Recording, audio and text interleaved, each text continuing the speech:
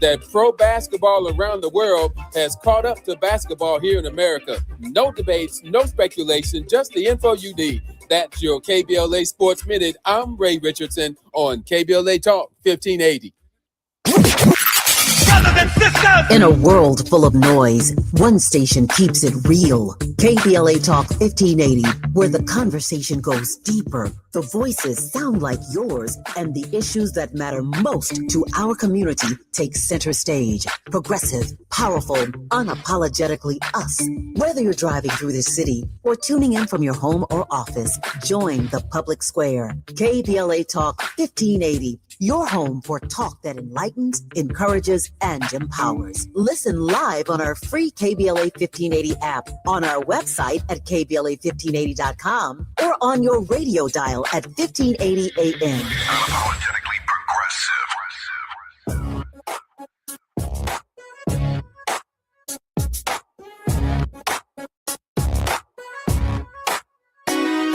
The Jesse Jackson Jr. Show. The Jesse Jackson Jr. Show. The Jesse Jackson Jr. Show. The Jesse Jackson Jr. Show. Come on and talk with me. Come on and listen to me. Come on and talk with me. Come on and listen to me. KBLA Talk 1580. Download the app.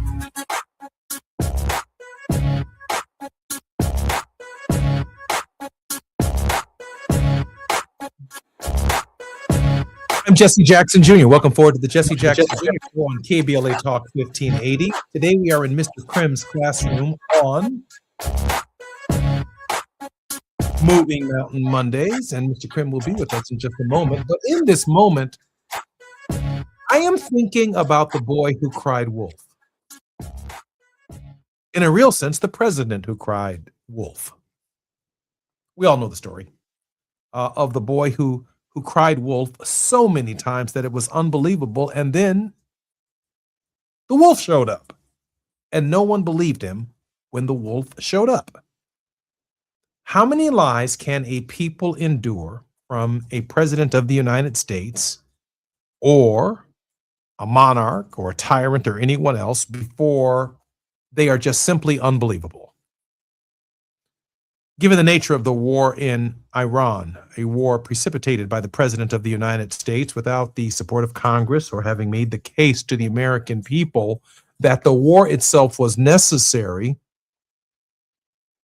the President, out of his gut and his instinct, like a adolescent or the reaction of a child,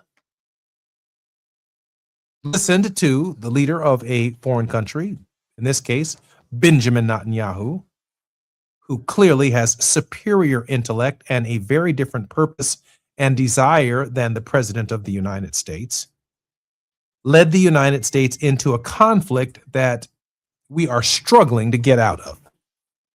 And the President of the United States does not know how to declare victory because however or whatever way in which he declares victory, it's just simply not believable. The long-term consequences and ramifications of what he has done by this unilateral act of war. Oh, by the way, that's a really interesting point right there, that we get to call it war. We don't call U.S. missiles or bombs raining down on civilian populations, including schools with children in them. We don't call that terror. We just call that casualties of war or the byproduct of war. But if you're the recipient of a bunker buster bomb on your local elementary school, by any stretch of the imagination, it has to be some form of terror. And so from an adolescent's mind, the mind of the President of the United States, we find ourselves without a mission, without a purpose, without an articulable reason for being in the conflict, waiting every day for what his personal gut instinct says. And yesterday, I think it really hit another level.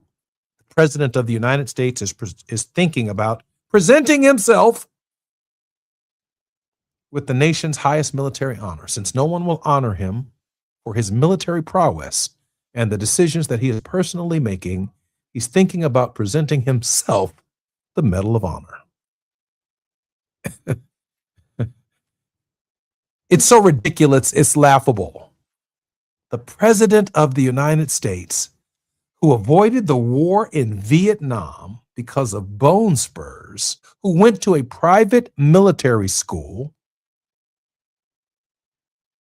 like elementary school or high school, is telling real generals that he knows how to conduct war because he went to a private military school, and that qualifies him to make decisions about your son's life, my daughter's life, our children's lives.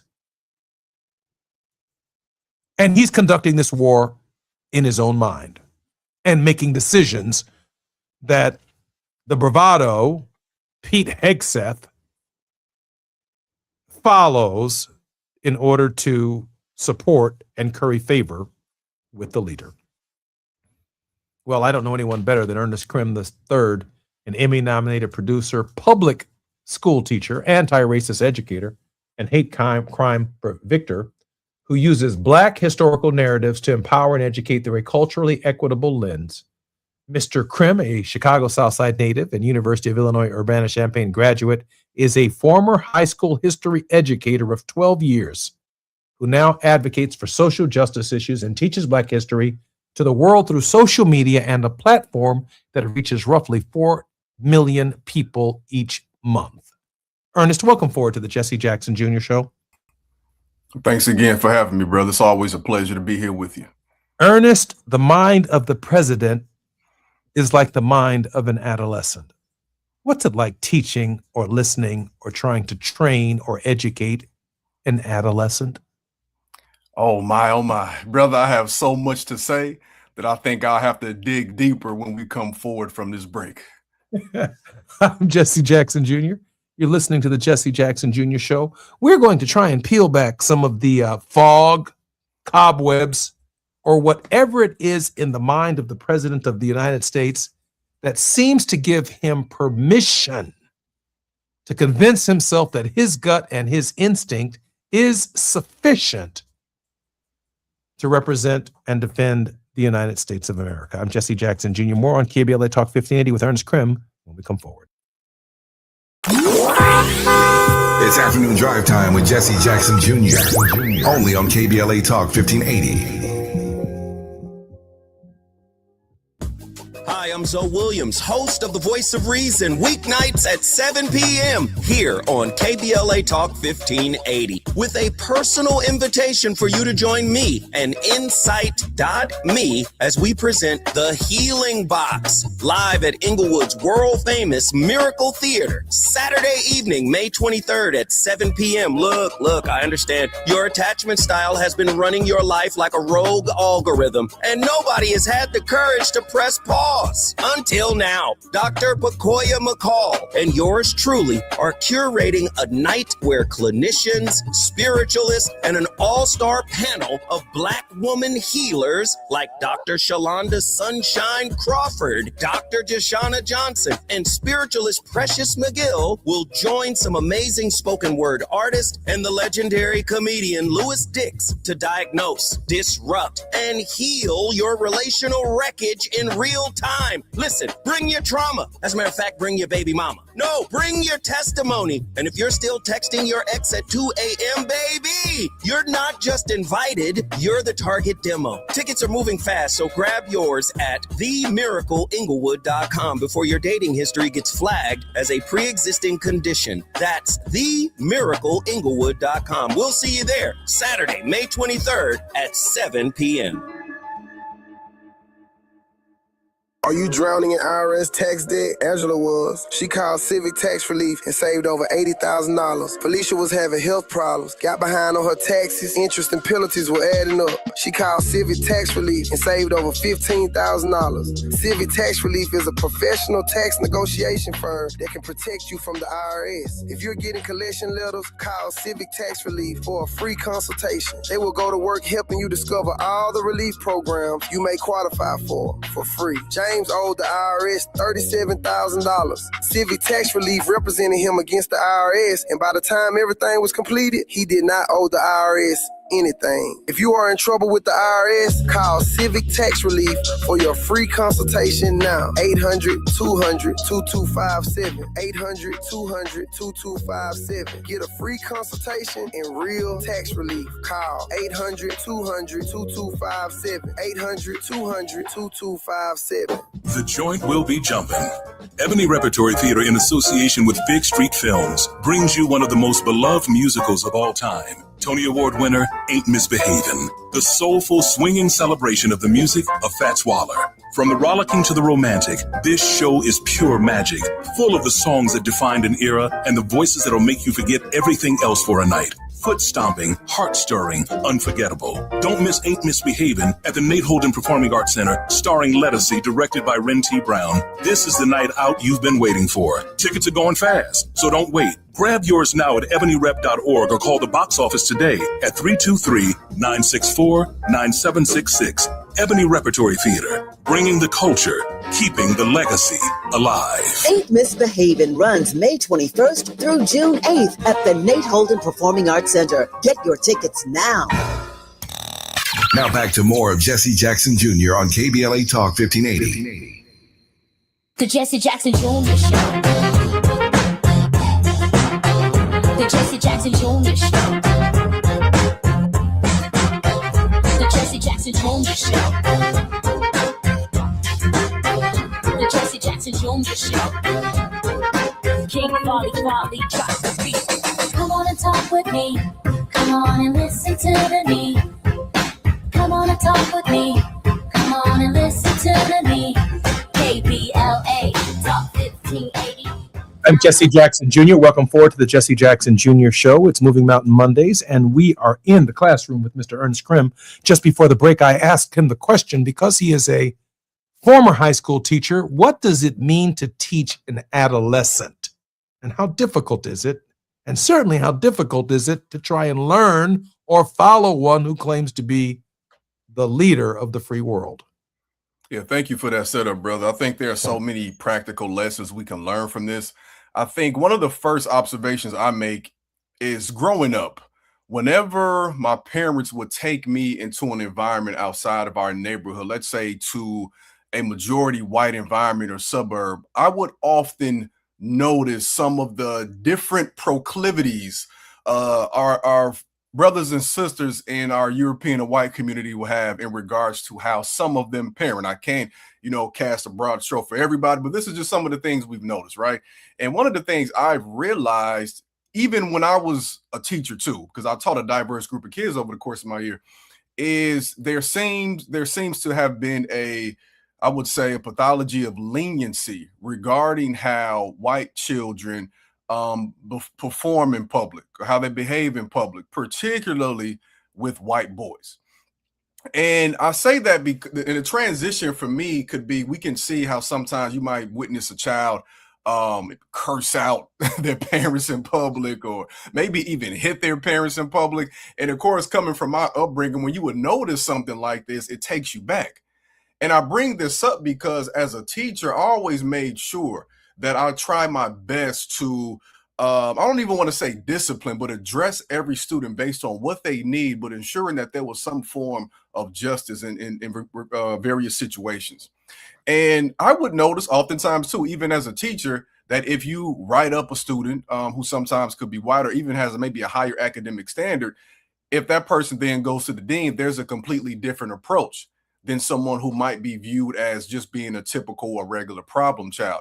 I think the issue we're seeing on a ground level as an educator, to me, is we let, in our society as a whole, whether it be in the household, whether it be in the school, and then whether that matriculates then to corporate America, white folks, white children, particularly white boys, are allowed to get away with so many things at a base level that when this becomes an issue in politics, when you go into politics, go into the corporate space, it is almost a given from that perspective that they can do what they desire. For me, what I view this as is the impulsive child. If I have a child in my classroom who I understand is wanting to be the center of attention, loves to be the class clown, blurts out things often, might curse, might pick on somebody, it is up to me to address that as soon as I can. Because if I don't address that early in the school year, let's say in August, September, what does that become in April, May? And those impulsive children who are addicted to winning, or who regard getting the A as the highest thing, or regard those awards as the most important thing, those are the children. As a teacher, not speaking explicitly about Trump, but as a teacher, we have to have conversations like we talked last week about character, right? About understanding that even though you might get different treatment in different classrooms, even with your parents, you are not, and we hear this all the time towards us, you are not above the law. And I think that's one of the things that I take from this as an educator is children who are not able to get the right or the adequate amount of discipline as children, as young folks, can become menaces in our society. And we know in our community, that gets nipped in the bud quickly, because if our parents aren't disciplining us, then we know a police officer, a teacher, or somebody else will soon do that. But who does this for people like Trump? I am, if you're listening to us on the 405, the 101, the 10, the 5, the 110, or the 118 in California, we are having a conversation in this hour about the adolescence of the President of the United States. The fact that he keeps referring back to his childhood when he was in a private military elementary school or high school, and he's arguing with generals that he knows what he's talking about because he hasn't been to Annapolis, the Naval Academy, or to the Air Force Academy, or to West Point. He was in a private military high school or elementary school. And he was sent there probably for a reason. And Ernest Krim is a elementary school teacher and a high school teacher who is telling us that this adolescent behavior, along with the president's narcissism, is a factor in the conduct of this conflict. Before I ask Ernest another question, I want Barbara Jean to know that I see you, and Lynette Purple Angel Alexander, Tracy Van Zant Foyles, TJ Williams Auger, Dr. Auger, Barbara Jean, and others. I know you're watching our program. I'm seeing you in the live chat. We are very, very close on the Jesse Jackson Jr. Show to allowing you the opportunity to call in and actually participate in the conversation. But we're also on the 405, the 101, the 10, the 5, the 110, and the 118 in Los Angeles, California. And Talela Vika is all the way in Johannesburg, South Africa. Welcome forward to the Jesse Jackson Jr. Show. I am concerned, Ernest, when I look at the character level of the President of the United States and the education level of the President of the United States and the simplicity of the President of the United States. Clearly, more than 50% of the American people voted for him and delivered him an electoral college vote. And I think it was Lyndon Baines Johnson who said that the lowest white man, if you can just convince him that he's better than the colored man, he'll let you pick his pockets.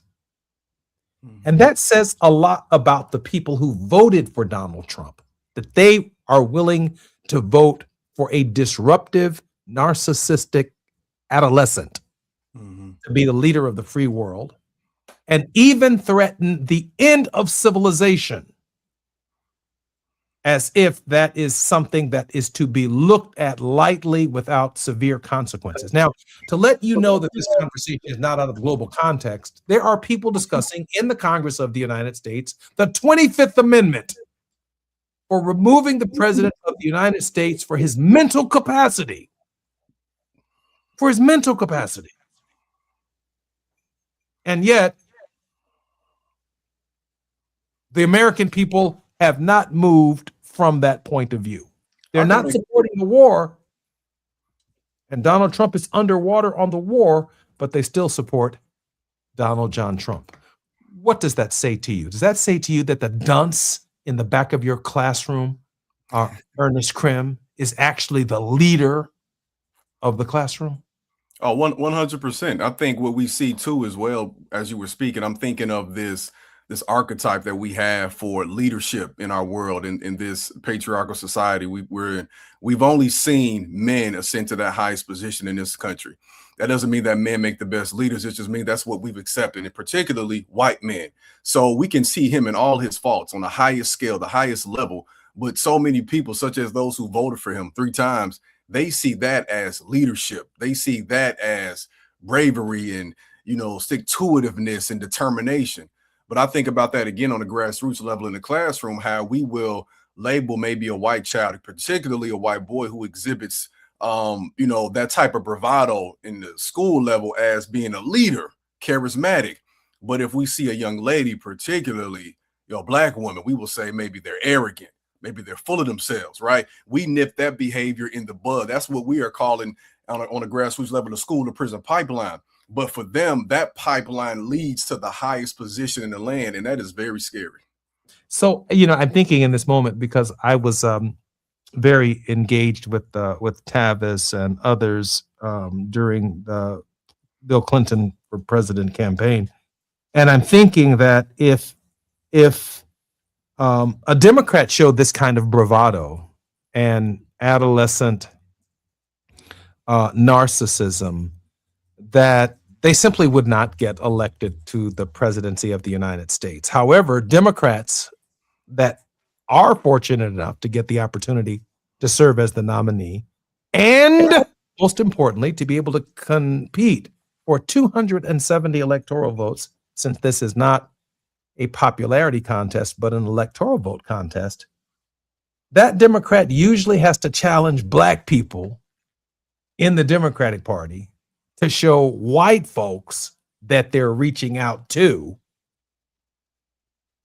in order to triangulate those white folks to vote for him, Bill Clinton, so that they don't feel like that nominee or that candidate is going to give the entire kitchen store to the black community, to the Hispanic community, to women, or to the LGBTQ.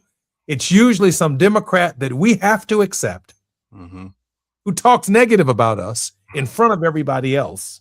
We have to eat it, but we have to allow them that negative talk about us in order to reach out to Bubba and to reach out to the, if you will, quoting Lyndon Johnson, the lowest white man. Do you see the logic of that, Ernest? Oh, of course. Isn't that interesting too? And it's viewed as progress to completely disrespect a group of people who have dealt with the highest level of disregard in this country. And I think with that, if we continue that conversation, these are things we have to nip in the bud moving forward. We can no longer accept that as the status quo in politics, especially when we see what the antithesis is and what we have got. And again, this is someone, it's so hard to believe that, y'all, this is 11 years now, 11 and a half years since he, came down that elevator and said what he was about to do. And so many people cast it off as ridiculous, and it was, but enough people didn't see it as ridiculous not to vote for him in 2016 and again in 2020 and of course 2024. And we've seen 2 presidential victories with that. I think what's also, to me, what we're seeing develop too at this same time concurrently on the international stage is Iran is not intimidated by what they see. And I think that's something that is a shot to his ego, because he always wants to believe he can be right in every situation. This is a very serious situation, but even on that end, we're seeing people, I'm not sure if you've even been seeing some of these Lego animations. Like, these are things that are issues that he in his mind can't back down from something as comical as somebody making fun of his pride through a Lego animation. And it's little small things like that would elevate him to continue to want to push us deeper into this war. Yeah, let me say this before we come forward, because we have just about 2.5 minutes before we do. I was at the National Action Network conference, and I saw all of the Democratic nominees and Democratic candidates who were competing for the position.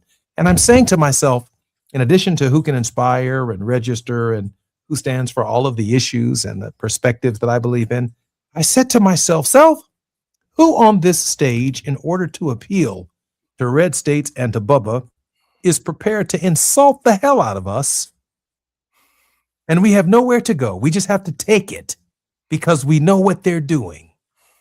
Who is prepared to say, I'm not going to keep DEI in place? I'm not going to overturn what Trump has done, but I can promise you a new future under my leadership going forward. Who is going to watch this now? This is very sophisticated stuff. Who is going to take the mantle of our struggles, Black, Hispanic, Native American, Asians, women, who know that we have historical struggles, is going to insult us because they also know that we have nowhere to go. But they have to insult us in order to attract people in states who want to hear someone who's going to stand up to us. And how will we react, given that the lesser of two evils at that moment will force us to reconcile and try and justify what we do in the polling place as a result? Well, I realize he or she didn't go as far as I wanted them to go. And yes, they came to my convention, they came to my conference, and they did what they had to do. But they did insult the hell out of us on this, like a 3 strikes and you're out program, or, it's some young Black male's fault, or it's our women out here prematurely getting pregnant that's responsible for welfare. There's going to be some angle, Ernest, that's going to come forward from the Democratic Party that we can anticipate, because the expansion of the base to get to 270 electoral votes means that they have to speak to Kentucky, they have to speak to Alabama, they have to speak to Mississippi, they have to put Georgia in play, South Carolina and North Carolina in play, and that the swing states are not enough. I'm Jesse Jackson Jr. We're in Mr. Krim's classroom. More on KBLA Talk 1580 when we come forward after the break. It's afternoon drive time with Jesse Jackson Jr. Only on KBLA Talk 1580.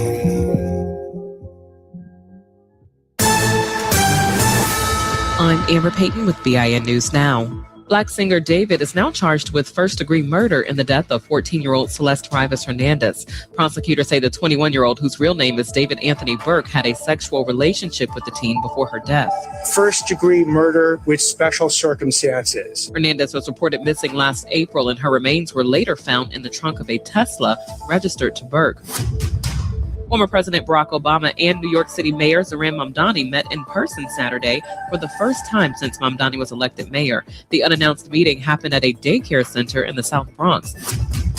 And actor and comedian Eddie Murphy is now celebrating a new addition to the family. The comedian shared Saturday that his son Eric Murphy and Jasmine Lawrence, the daughter of comedian Martin Lawrence, recently welcomed a baby girl named Ari Sky. The couple got married last year. Get BIN News now on demand 24/7 on the iHeartRadio app. Recall 67A mobile appointments are now available in your area. We come to you quick, easy, and under an hour. Complete the recall to get $500 plus a warranty worth thousands. Schedule today at CumminsRecall.com. This is the KBLA Sports Minute with Ray Richardson. Lakers star Luka Doncic has been eliminated from contention for the NBA's Most Valuable Player award. Doncic, the NBA's leading scorer, failed to get enough votes to finish among the top three finalists. Doncic finished the regular season leading the NBA with 33.5 points per game. He ranked third in assists with 8.3. The top three finalists are Oklahoma City's Shai Gilgeous-Alexander, San Antonio's Victor Wembanyama, and Denver's Nikola Jokic. All three are international players. SGA is from Canada, Wembanyama is from France, and Jokic is from Serbia. The last 7 NBA MVP winners have been international players. The last American-born player to be voted MVP is former Clippers star James Harden in 2018. This trend, more than anything, should be a confirmation that pro basketball around the world has caught up to basketball here in America. No debates, no speculation, just the info you need. That's your KBLA Sports Minute. I'm Ray Richardson on KBLA Talk 1580.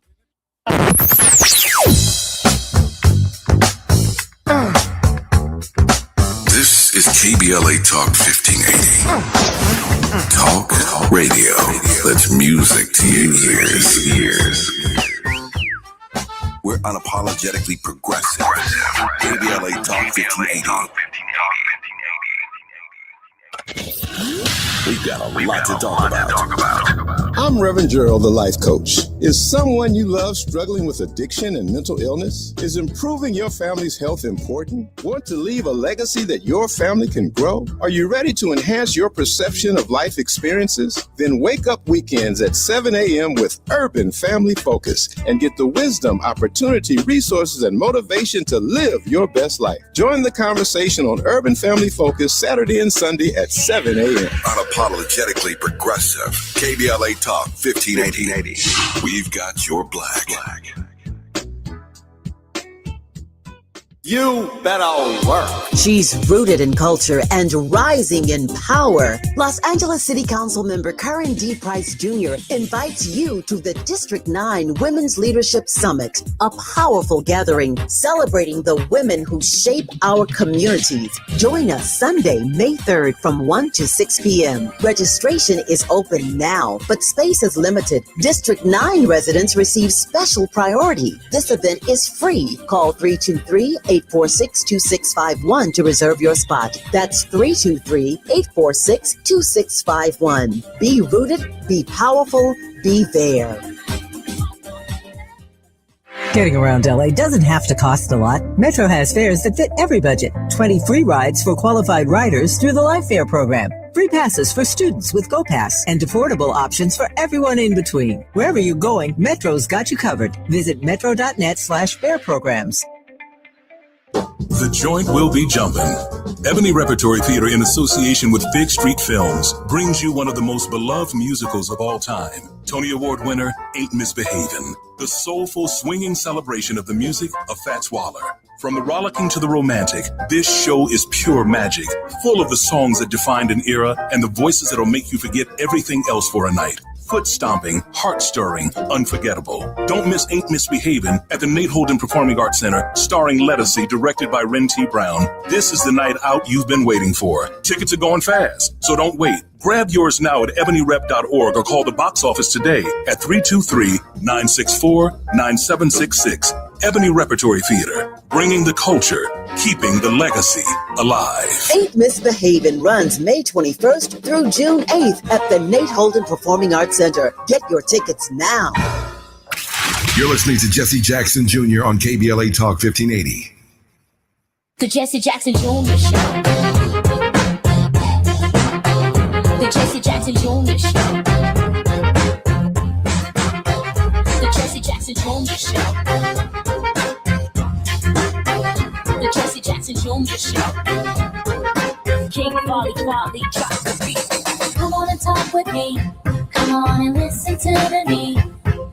Come on and talk with me. Come on and listen to me. KBLA Talk 1580. Download the app. I'm Jesse Jackson Jr. Welcome forward to the Jesse Jackson Jr. Show on KBLA Talk 1580. It's Moving Mountain Mondays, and we're in the classroom with Ernest Grimm III. Ernest, welcome forward to the Jesse Jackson Jr. Show. Hey, brother. Thanks again for having me. Ernest is an Emmy-nominated producer, public teacher, anti-racist educator. He has created content for companies such as HBO, Hulu, Disney, Paramount, and the History Channel. Additionally, he's the CEO of Crims Cultural Consulting, LLC, an international speaker, spoken at Harvard University, the University of Chicago, Microsoft, Colin Kaepernick's Know Your Rights campaign, and audiences in the UK and Canada, an author of 2 books and a passionate progressive education activist who's worked closely with organizations to advocate for educational and political equity, reparations, mental health awareness, and food justice. Bro, that's a long sentence right there. And I didn't realize there were no periods. Ernest, welcome forward to the Jesse Jackson Jr. Show and to your classroom. It's good to be here, man. Ernest, can we pivot for a moment to the tragedy that unfolded in Virginia with the late Lieutenant Governor Justin Fairfax and his wife, Dr. Fairfax, who was a dentist, and the great tragedy that is, I believe, personally, the public pressure of it all, an accusation of rape to about 48 hours before he was to become governor of the state of Virginia, a tumultuous divorce, and obviously a significant mental collapse that suggests, even by his accuser, that the signs were always there. And of course, now we are living through the tragedy of his wife, who should not be castigated or treated in any other way other than a victim of a very sick and unhealthy person who was on his way to becoming the governor of the state of Virginia. Your thoughts on how we, the people who vet these candidates when they run for office, we see them, the way in which they present themselves, we vote for them, we believe in them. But even with what we see and think we know, there is something deeply troubling within each of us that somehow escapes even the public vetting. Ernest Grimm. Yeah, thank you for that framing and context. It's completely tragic and horrific. You know, it seems, especially within the past week since we've last spoken, there have been so many tragedies and mass shootings. And I think in respect to our community, we need to have more candid and open conversations about this violence that can happen in relationships. This idea of, I think for one, it's important to frame this as accountability in situations like this is a non-negotiable. And we also want to speak to the systems and culture in place that can make our men, our boys, think that this type of behavior is okay. From our perspective as constituents in various states, you know, we have no idea. We have no idea of knowing what a person is capable of doing and how they are capable of potentially, you know, killing their family members. But I think that what we do on a grassroots level, again, a foundational level, educational level, is, again, this is almost like a 2-part series from last week. We have to do a better job, especially at this point in time in our country's history, our world history, as making sure our people know that the most important thing in your life is not your credentials. Because with everything we have seen prior to this tragedy, we would have looked at him on the outside looking in as someone who was very successful. And that's not to say professionally, you know, we know what he did professionally, but like in our personal lives, we have so much work to do that can't be resolved just by graduating from a prestigious institution or being elected to one of the highest offices in the land. And I think, you know, for me, as I'm coming across stories like this, And I also came across a tragedy in Shreveport, Louisiana, which, again, so many tragedies, it's hard to keep up with. I think as I'm digesting this all, because in regards to that situation, 8 children were killed by the father. It's hard to process. You know, we're both fathers. It's hard to process like what that even feels like, or why somebody would want to go there. And I was listening to various Black women in regards to how they felt about this. And I think that speaking to us as Black men, we have to hold our brothers accountable when these conversations come up when women are out the room. We have to make sure that we nip these things in the bud, and not to say that we can control what somebody does, because I oftentimes when we know about somebody that may have had a mental health episode, we say, man, somebody should have checked on that person. It's a lot deeper than that. But we have to realize there's a bigger context of patriarchy pushing us to this, while also understanding that we can't be used as tools in this system. You know, when I reflect upon it as a result of what I've just heard you say, when you think about suicide, that leaves those of us who remain with questions about your state of mind. When you engage in a homicide suicide, there is some shame, blame, guilt, resentments, and regrets that are introduced into the question of why you would take someone else's life or a series of other people's lives and then your own. There's blame in that, like you're blaming someone else. If it wasn't for you, I wouldn't be in this situation. That's cowardice from my perspective. And then there is, of course, when one reflects upon the tragedy of suicide in and of itself, it leaves us with questions about the individual and what struggles they were in. But it doesn't exhibit itself, or it doesn't manifest itself in a reaction to people in our space for whom we are blaming for our personal shortcomings, sorrows, or the ways in which our dreams, hopes, or expectations may have been thwarted. And so it's tragedy, yes, all around. But when you bring innocent people into it, including, for example, what we as a nation have witnessed now in Louisiana, kids who aren't capable of what they called in the law scienter, incapable of developing a negative intent. They're just kids. They're too young. They don't know. Scienter. I think that was the language or the word that we used while we were in law school, incapable of developing, these kinds of thoughts. And a father who would kill his own children and apparently someone else's child, and then death by murder by cop, or death by, what's it called? When you, suicide by cop. In other words, you're going to run from the police and force them to shoot you. Tragedy all around on the questions of mental health. But ultimately, Ernest, we have to pull back the onion and pull back the various pieces of it. All of it makes us cry. All of it forces our noses to pucker up and our senses to feel the great tragedies of the moment. But not all three of the incidences are the same. Because at this point, so much of the same has all come together in the lives of Congressman Swalwell. The former almost gubernatorial nominee for the state of California, 4 accusers, pulled out of the governor's race, resigned from the Congress of the United States. Seemingly all of the pressure of the world is around him and his family at this hour. And yet the way in which these tragedies manifest themselves have not manifested themselves in this particular case. And so the study of the human mind and its reaction is nothing short of the kind of work that's necessary, that is really behind the scenes in everyone's life. Ernest? Oh, for sure. I think I even want to jump back into this conversation by saying that within this country, the country that we live in, we all are dealing with some mental health battles. How could you not? We live in America, right?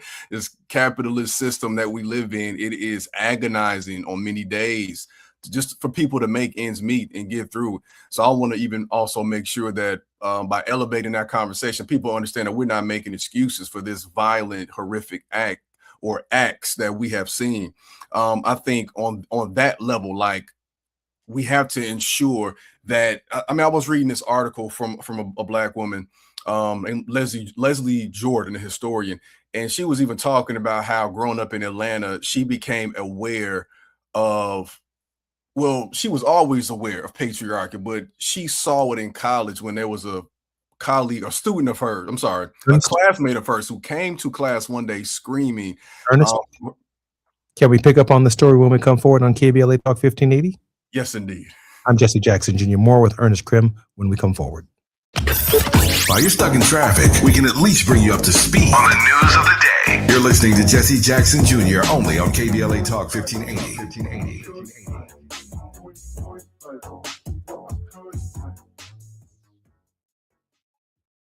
Hey, LA. Tax money is our money. Let's decide how to spend it together. We deserve investments that actually make our neighborhoods safe, like affordable housing, good jobs, fire prevention and protection, and community support programs. How can we make that happen? Join Black Lives Matter Los Angeles and the Movement for Black Lives for the People's Budget Assembly on April 16th. Together, we'll discuss solutions to problems we're facing and make a plan with fellow Angelinos for a city that works for the people. There'll be food, childcare, and great conversation. It's time to demand a budget that puts the people first. Join us on April 16th at 7 p.m. at BLMLA's Center for Black Power and make your voice heard before the Assembly through the People's Budget Survey. Register today at peoplesbudgetla.com. We'll see you there. 58 years ago, a bullet tried to silence a dream. It couldn't. On April 4th, 1968, Dr. Martin Luther King Jr. was taken from us, not because he failed, but because he was winning the fight for a nation determined to live up to its promise. That fight didn't end then, and it can't end now. California is the most powerful state and the most powerful country on earth. Right now, too many people are being left behind, priced out of their homes, locked out of opportunity, told to wait for justice that's already long overdue. Dr. King didn't wait. He taught us the fierce urgency of now and acting. Now it's up to us to carry that same urgency today. We need leaders who will fight the triple evils of poverty, racism, and militarism. Not someday, now. On this anniversary, let's honor Dr. King the only way that truly counts, by doing the work. Ad paid for by Steyer for Governor 2026. KBLA Talk 1580. We've got a lot to talk about. KBLA Talk 1580, connecting you with services and solutions. At the heart of the Al Wooten Center's mission for good citizenship and academic excellence is a desire to ensure that every student avoids the kind of lifestyle and overcomes the kinds of challenges that led to the murder of Al Wooten Jr. In 1990, founder Myrtle Fay Rumpf opened the center in honor of her son's life. In 2026, they are serving more than 300 students in grades 3 through 12 annually online and on site at their youth center and other sites in the South LA area. The Al Wooten Jr. Youth Center takes a neighborhood approach to the revitalization and empowerment of a community in crisis. The Wooten Center provides free after-school and summer programs to help students in grades 3 through 12 attain grade-level proficiency and promotion, high school graduation, and college and career access and success. The Al Wooten Center focuses on academics, STEM, the arts, and so much more. Join them for an enriching experience that sparks creativity and nurtures young minds. Tap in at WootenCenter.org. That's WootenCenter.org. This is a community call to action from KBLA Talk 1580. KBLA Talk 1580. We've got a lot to talk about. KBLA Talk 1580, connecting you with services and solutions. Created with a share of the 1984 Olympic Games surplus, LA 84 began operations in 1985 as a grant-making and educational foundation. Today, the LA 84 Foundation supports hundreds of nonprofit youth sports organizations throughout Southern California annually, trains coaches, commissions research, convenes conferences, and maintains the world's premier Olympic and sports library collection. They are transforming lives and communities through the power of youth sports. To find out about youth sports programs for yourself or your child, and to get information about the grants and support they offer to schools and nonprofits, or if you want to make a donation, please visit la84.org. That's la84.org. Or you can call them at 323-730-4600. This is a community call to action from KBLA Talk 1580. Roger and Tracy saved over $18,400. Cynthia was recovering from a family tragedy and saved over $10,300. If you are drowning in debt, then call Debt Blue. Debt Blue is a professional debt negotiation firm with over 20 years of experience helping people pay back a fraction of what they owe. Learn how to cut your debt up to half or maybe more. Be debt-free in 24 to 48 months, even with bad credit. With an A+ rating from the BBB, you can rest easy knowing Debt Blue is going to deliver guaranteed debt reduction. Debt Blue offers a success guarantee. You pay nothing unless your debt is reduced or completely resolved. That's right. You save money or it's free. Call now for significant debt relief and a free consultation. 800-200-8879. That's 800-200-8879. You don't have to declare bankruptcy. This program works if you owe $10,000, $20,000, or even $100,000 in debt. Call for your free consultation today. 800-200-8879. That's 800-200-8879. Now back to more of Jesse Jackson Jr. on KBLA Talk 1580. The Jesse Jackson Jr. Show. The Jesse Jackson Jr. Show. The Jesse Jackson Jr. Show. The Jesse Jackson Jr. Show. King Quality drops the beat.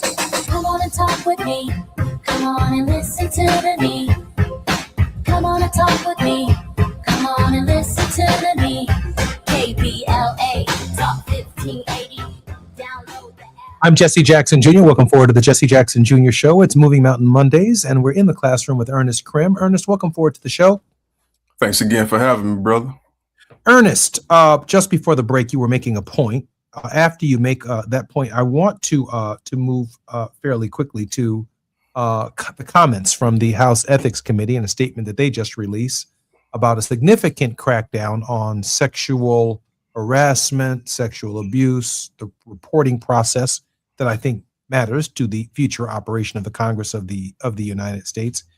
And hear your thoughts on that before we get to your word of hope. Ernest, you were making a point just before the break. Yes, for sure. And again, this is from Leslie Joy Allen. I said her last name wrong. She's a great follow on Substack. And she was telling a story about how when she was at Clark Atlanta University, there was a classmate of hers who came into class one day screaming and asking for help from the professor because her ex-boyfriend was threatening her because he found out that she was going to be studying abroad. And even though she was able to go through all these various means to report it and tell people what happened, ultimately all they did was talk to this young man because he didn't do anything yet. And oftentimes when you talk to women, if you're in a community with Black women and you hear them all, like they'll have people who are stalking or people who are saying they're going to do something, but we don't, for one, as a society, we don't believe women. But then also too, it's, well, my hands are tied. I can't do anything because he has not done anything yet. And I'm saying all this to say, for one, we have to listen to women who have been saying these things for years. We have to hold each other accountable, and we have to make sure that it does not get to that level. The threat is way more than enough and past the level of accountability that should be put into action in that moment. Interesting. The House of Representatives has just announced through a bipartisan agreement the most stringent procedures and processes for reporting of sexual harassment, abuse, or inappropriate relationships on Capitol Hill in the history of the institution. The last week or so has demonstrated the need for additional protections for staffers, for workers, for people who come into contact with members of Congress. That quite frankly, I think is long overdue. Ernest, your initial thoughts about the House Ethics Committee making it easier for the reporting process for victims of this kind of harassment to bring their stories forward. Yeah, I can only say, like you said, I'm glad that that's the move that's being made. And of course, I have all types of critiques for why, if this is making it easier, why was it so difficult before, right? But I'm glad that they are listening. And again, it to me, it's just, when you know what the president has done and you see something like this, it's like, okay, we're going to hold Congress accountable, and that's it. Okay. Oh, I hear you. I hear you. Ernest, we have about 4 minutes before we come forward. There's a lot going on in the country, a lot going on in the world. Young people, I was the keynote speaker at Operation Push this past weekend, and maybe a dozen young people stepped forward and said that they want to be caregivers and that they are seeking scholarships for college to be caregivers. They want to enter the medical profession. And they were wearing their uniforms in terms of their basic internships. And it was just wonderful to hear them give their speeches at the Rainbow Push Coalition.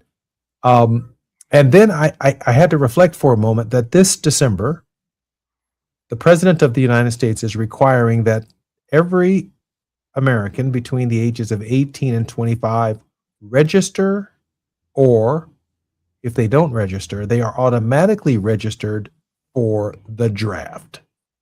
And the only statement that I could think about in that moment, because of the irony of it all, was healthcare, not warfare.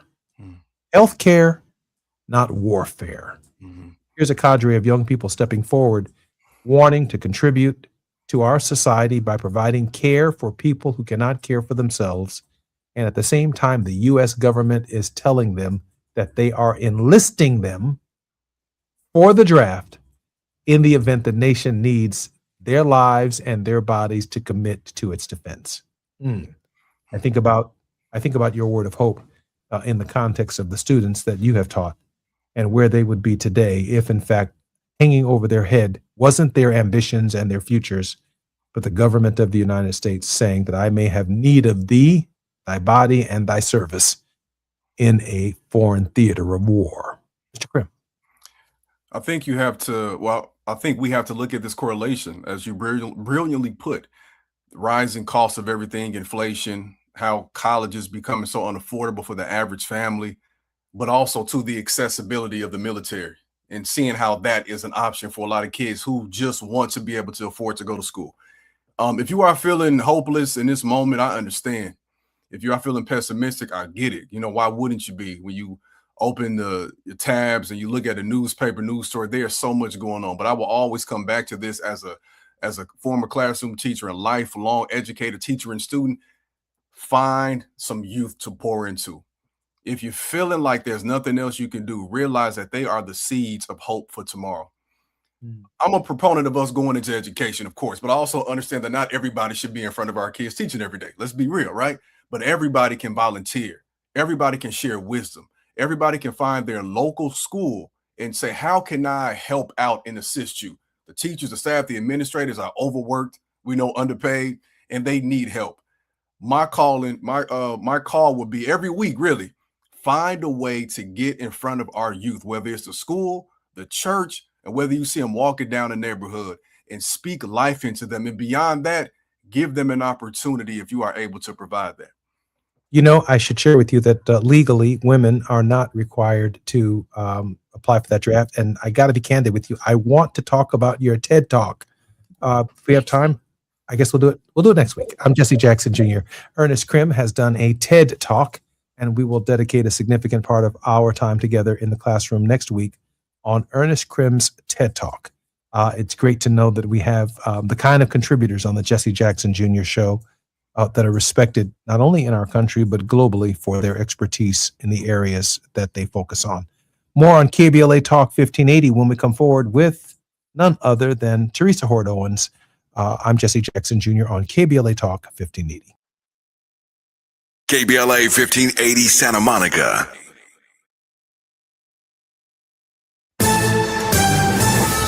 I'm Amber Payton with BIN News Now. Black singer David is now charged with first-degree murder in the death of 14-year-old Celeste Rivas Hernandez. Prosecutors say the 21-year-old, whose real name is David Anthony Burke, had a sexual relationship with the teen before her death. First-degree murder with special circumstances. Hernandez was reported missing last April, and her remains were later found in the trunk of a Tesla registered to Burke. Former President Barack Obama and New York City Mayor Zohran Mamdani met in person Saturday for the first time since Mamdani was elected mayor. The unannounced meeting happened at a daycare center in the South Bronx.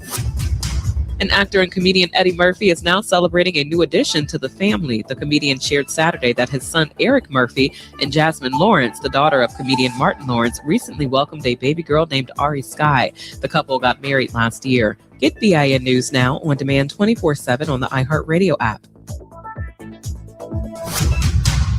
Recall 67A mobile appointments are now available in your area. We come to you quick, easy, and under an hour. Complete the recall to get $500 plus a warranty worth thousands. Schedule today at Cummins.recall.com. This is the KBLA Sports Minute with Ray Richardson. Lakers star Luka Doncic has been eliminated from contention for the NBA's Most Valuable Player award. Doncic, the NBA's leading scorer, failed to get enough votes to finish among the top three finalists. Doncic finished the regular season leading the NBA with 33.5 points per game. He ranked third in assists with 8.3. The top three finalists are Oklahoma City's Shai Gilgeous-Alexander, San Antonio's Victor Wembanyama, and Denver's Nikola Jokic. All three are international players. SGA is from Canada, Wembanyama is from France, and Jokic is from Serbia. The last 7 NBA MVP winners have been international players. The last American-born player to be voted MVP is former Clippers star James Harden in 2018. This trend, more than anything, should be a confirmation that pro basketball around the world has caught up to basketball here in America. No debates, no speculation, just the info you need. That's your KBLA Sports Minute. I'm Ray Richardson on KBLA Talk 1580. You have something to say, and we want to hear it. KBLA Talk 1580 is engagement radio, not outrage radio. A place where your hopes, your frustrations, and your ideas are welcome 24 hours a day, 7 days a week. Real talk, real people, real Los Angeles. KBLA Talk 1580, the station that sounds like the city looks. Tune in on your AM radio dial at 1580. Download our free KBLA 1580 app or listen live on our website at KBLA1580.com. Unapologetically progressive.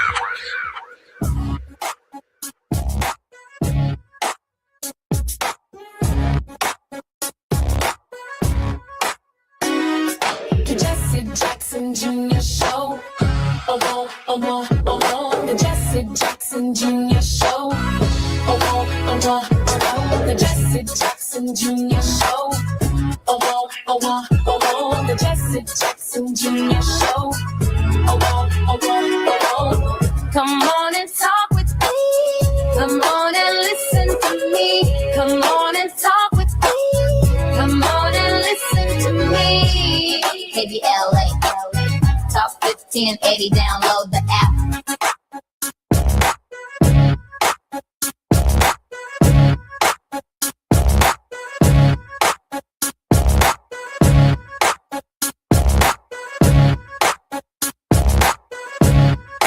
I'm Jesse Jackson Jr.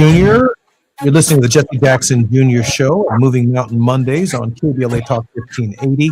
It is drive time on the 405, the 101, the 10, 5, the 110, and the 118. Pay attention to the traffic in front of you, and we are particularly honored in this hour to have none other than our regular contributor, Reverend Dr. Terry Hoard Owens, the General Minister and President of the Christian Church, Disciples of Christ in the United States and Canada, an author and advocate for the church to live out its calling. She is the first person of color and second woman to lead the denomination. Since her election in 2017, Reverend Hoard Owens' ministry actively reflects the disciples' priority of being an anti-racist church, being a movement for wholeness, welcoming all to the Lord's table as God has welcomed us. Reverend Terry Hoard Owens, welcome forward to the Jesse Jackson Jr. Show. Oh, always good to be here with you, Jesse. Thanks. Madam President, it is well, I know that we as Christians have our expectations of the return of Jesus of Nazareth. But this week, the President of the United States posted himself as a savior type figure, healing type figure. And it has drawn the ire of every Christian on the planet, including but not limited to the pontiff, the head of the Holy Roman Catholic Church. What say you about the President of the United States and his characterizations of his mission as being divine? First of all, it is blasphemous. It is blasphemous. There is, last I read, but one Savior.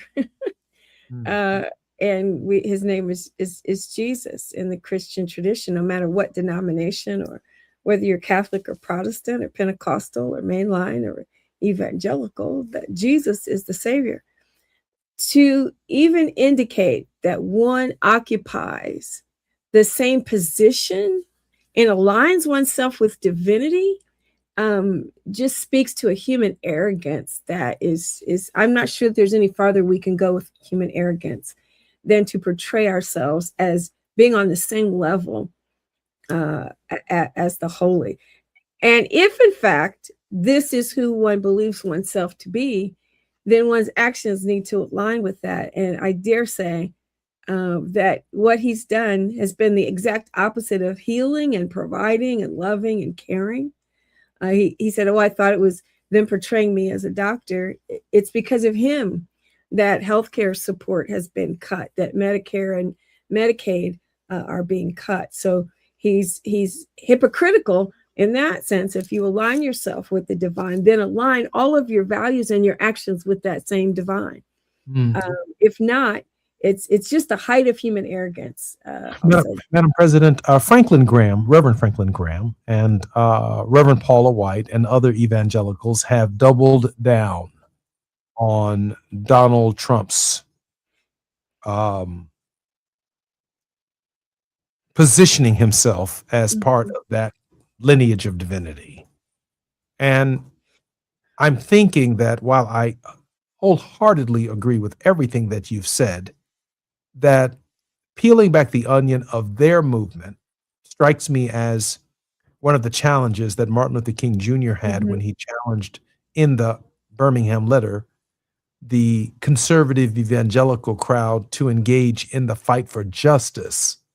And absent their proclamations that President Trump is somehow a divine gift from the heavens for such a time as this, it seems to me that it is crystal clear that his movement has a theological content that makes it and places it in the form of some kind of occult understanding that this man simply do no wrong. Yeah, it's all bathed in what we understand to be Christian nationalism that aligns. In order to be a good Christian, you must think of the nation in a certain way. It must be a certain kind of American. One does not critique the country or the president. And in order to be a certain kind of patriot, you can only be a certain kind of Christian. And those two things kind of fly in the face of each other. Dr. King in that letter, letter from Birmingham jail, he was being encouraged to not act. This is not the time. Let's do things in moderation. So he fights against their sense of not speaking, of not doing, of inaction being the way to solve the problem.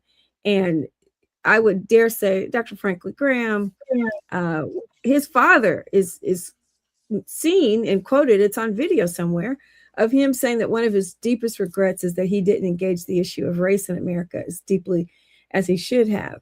And you have a lot of Christians who are hitching their wagon to Trump's star because in some way it is good for them and their organization. I do not think they can say it is because this person really acts consistent with Jesus's gospel to love one another and love neighbor. I don't think they can make that argument, and it's really scary that you have Christians defining that. They've made it hard for me introducing myself, I'm a minister, I immediately am suspect because of the words and actions of other Christians out there. It's unfortunate. I tend to agree with you. I think that the great challenge here is, while we want to have a secular political discourse about Iran generally, we have to acknowledge that on the ground in the United States, there is a movement that justifies this behavior. It's almost like a control lever in a nuclear reactor, that if the American people don't wake up to the idea of this blasphemy, we can almost justify any wrong in the world, including, but not limited to, the threat to end a civilization. And there has to be some understanding of where the authority in their belief of that comes from. If he's God's man, then he's got the right to do what he's doing. I'm Jesse Jackson Jr. I don't believe he has that right. Neither does Reverend Terry Hort Owens. Or when we come forward on KBLA Talk 1580, it's Moving Mountain Mondays with Reverend Dr. Terry Hort Owens. It's afternoon drive time with Jesse Jackson Jr. Only on KBLA Talk 1580. Hi, I'm Zoe Williams, host of The Voice of Reason, weeknights at 7 p.m. here on KBLA Talk 1580, with a personal invitation for you to join me and Insight.me as we present The Healing Box, live at Inglewood's world-famous Miracle Theater, Saturday evening, May 23rd at 7 p.m. Look, I understand your attachment style has been running your life like a rogue algorithm, and nobody has had the courage to press pause. Until now, Dr. Pakoya McCall and yours truly are curating a night where clinicians, spiritualists, and an all-star panel of Black woman healers like Dr. Shalonda Sunshine Crawford, Dr. Jashana Johnson, and spiritualist Precious McGill will join some amazing spoken word artists and the legendary comedian Louis Dix to diagnose, disrupt, and heal your relational wreckage in real time. Listen, bring your trauma. As a matter of fact, bring your baby mama. No, bring your testimony. And if you're still texting your ex at 2 a.m., baby, you're not just invited, you're the target demo. Tickets are moving fast, so grab yours at themiracleinglewood.com before your dating history gets flagged as a pre-existing condition. That's themiracleinglewood.com. We'll see you there Saturday, May 23rd at 7 p.m. KBLA Talk 1580. We've got a lot to talk about. KBLA Talk 1580, connecting you with services and solutions. 10 Toes In serves as a mentorship and domestic violence prevention program. They support, educate, and empower couples during and after incarceration. They assist male returning citizens to re-enter society successfully and to help them maintain a healthy relationship with their romantic partner. They offer a mentorship support group for formerly incarcerated men. 10 Toes In teaches its Intimate Relationships 101 curriculum at male prisons throughout the state of California. They host sister support group meetings for women who are intimately involved with incarcerated and formerly incarcerated men. 10 Toes In is a 501c3 nonprofit organization. To access their services or make a donation, please visit them online at 10toesin.org or find them on Facebook or Instagram. They are healing lives through relationships. This is a community call to action from KBLA Talk 1580.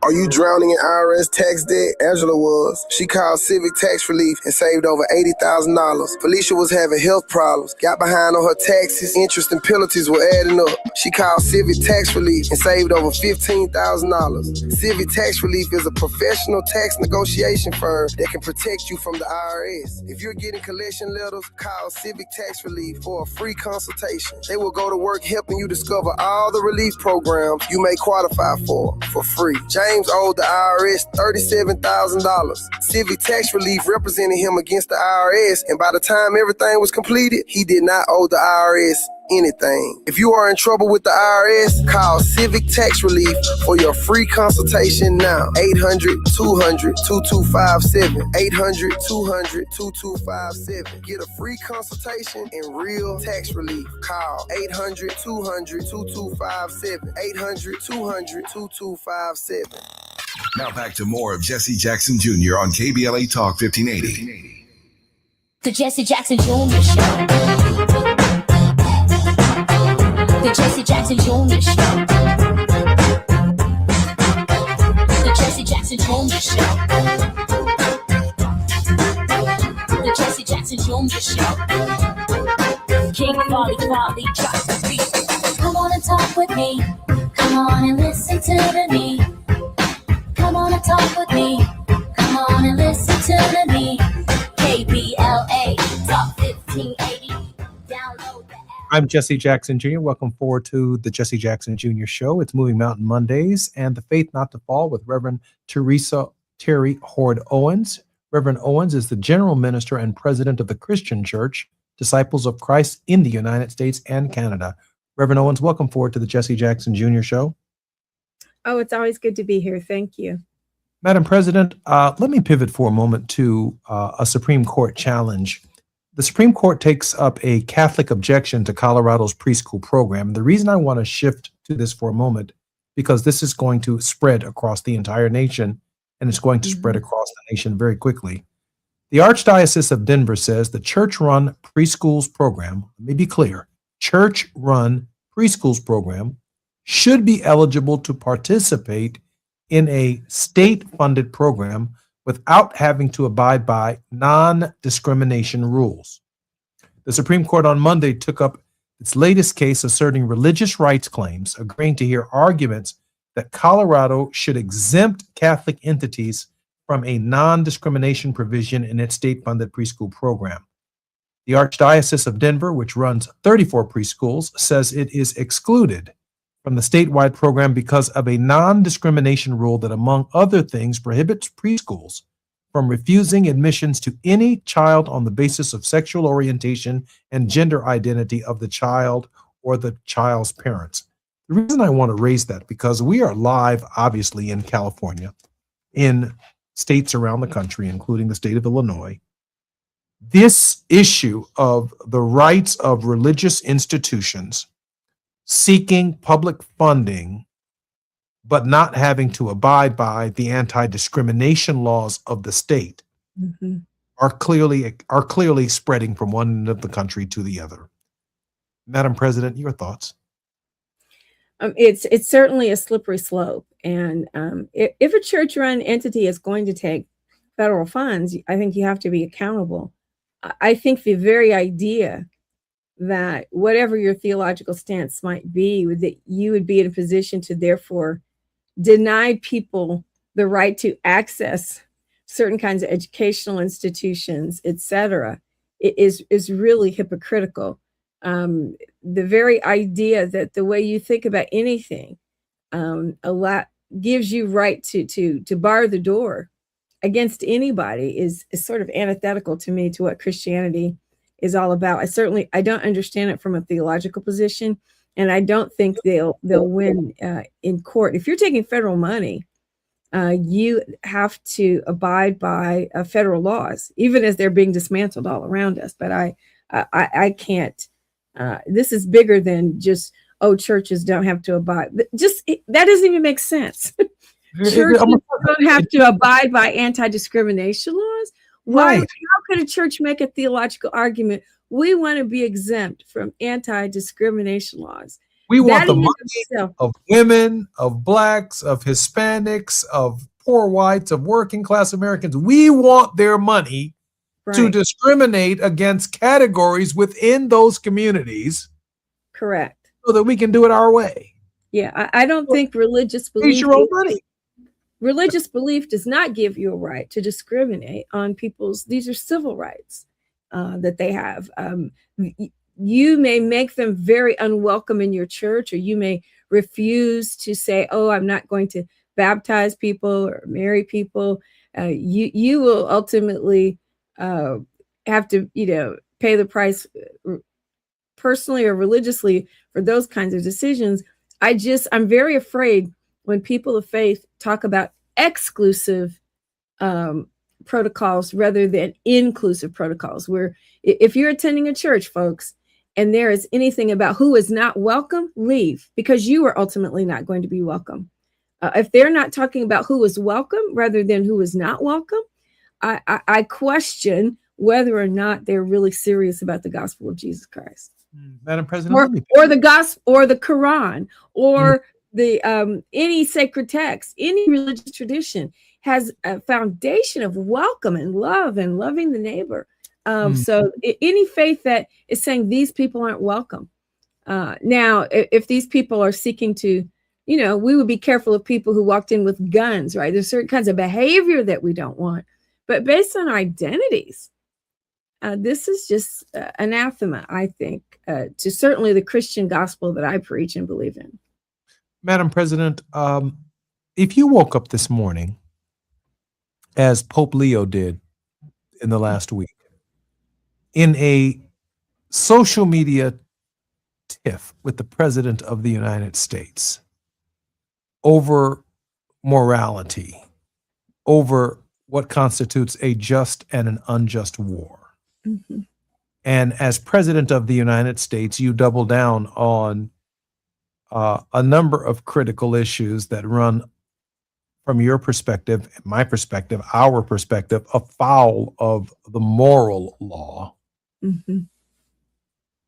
How would you respond to the President of the United States as the leader of a mainline denomination? I would respond just as Pope Leo did. I'm very, very proud, as a faith leader, to hear and see another faith leader really just stand on principle, the right to be able to critique the actions of our government is a right that goes back to the prophets in the ancient times, who spoke to the kings, giving them wisdom, and criticized their unjust acts. I don't. This kind of critique is really devolving our world respect in so many ways. You could be Iranian and Muslim. You can be Israeli and Jewish. And then you look at the United States, it's American and mostly Christian, although we have many Muslim and Jewish and Hindu and Buddhist practitioners in our country. But to be a leader who claims to have such a close connection with the Christian tradition, we are seeing as being hypocritical to that tradition. And your failure to line up with who you say you are is further deteriorating the confidence that people have in us around the world. And the Iranians, right, kind of are looking at us with contempt. We bombed them while we were in the midst of saying that we were in peace talks. How do we say that we are a Christian nation when we have elected someone who is the very whose actions have demonstrated that he's the very antithesis of the Christian? We have someone in the middle of the George Floyd protest who holds up his own Bible and wants to print his own Bible, the Trump Bible. Yeah. We have someone who, I believe on Easter, used foul and provocative language in a tweet threatening to end a civilization. Yeah. We're opening a strait of passage for commerce and for goods and for energy. Yeah. We have someone who posted himself as a savior until he removed the post amongst criticism, now finds himself in a tiff with the pontiff. Mm-hmm. And we are supposed to somehow believe that we are okay with this, that somehow this is right.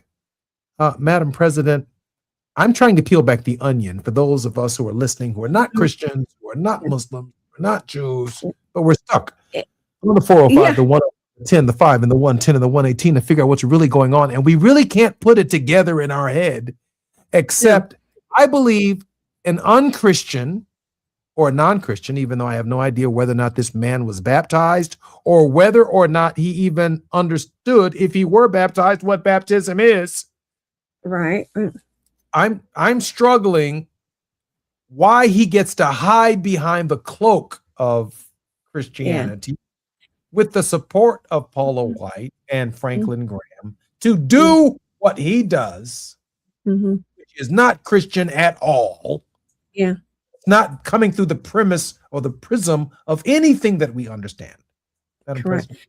You know, I always say that when people make decisions that we don't really align up with who they say they are and what they say they believe, there is something that's more important. There is something that's more important than actually being this leader who lives up to these Christian ideals that they say they espouse. There is something that's more important. It's perhaps the enrichment of certain capitalist interests. Perhaps it is his own, immeasurably large ego and narcissism. There is something else that's more important than doing good. There's something else that's more important even than the reputation of this country. Something else is more important when people make decisions that fly in the face of their own stated values and fly in the face. If you're the president of the United States, you're flying in the face of American law and norms of justice and protocol. There's something more important, and that something is Donald Trump. It is not the American people. It is not other nations. It's not even justice in other nations. This is a man who has demonstrated that he is the most important thing, and whatever makes him look good and gets more power, gets him more money, he and his cronies more money, more power. That's what's more important. And people, faith leaders, people who hold various beliefs have to be willing to name that this is not aligned with what we say we believe.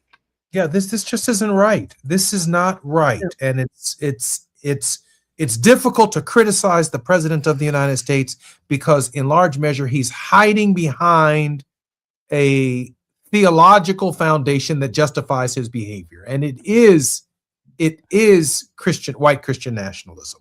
Yeah, there's no, and again, there's something that's more important to them than the gospel they say they preach. That's very clear because every decision they make does not align with the gospel. What is that? What is more important to them than the gospel they preach?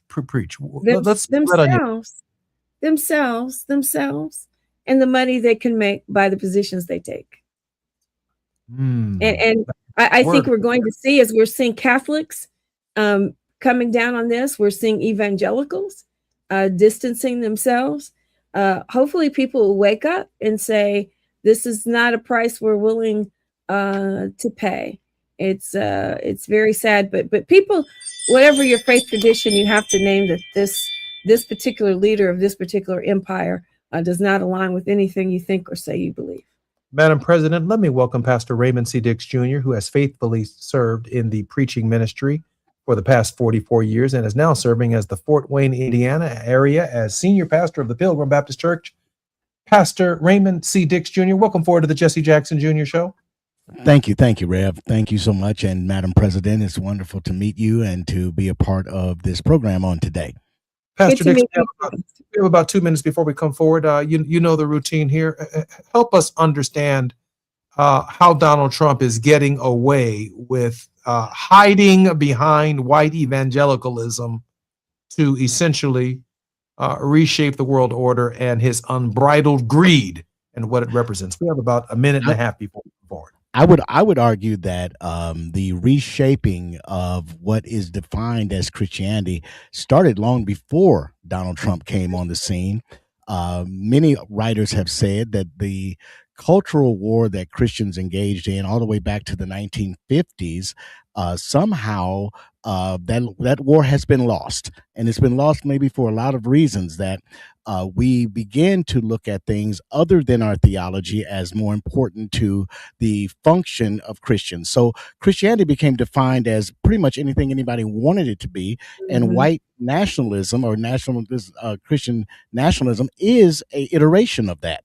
I think that the church in general has a fundamental responsibility to get back to what our biblical mandates are.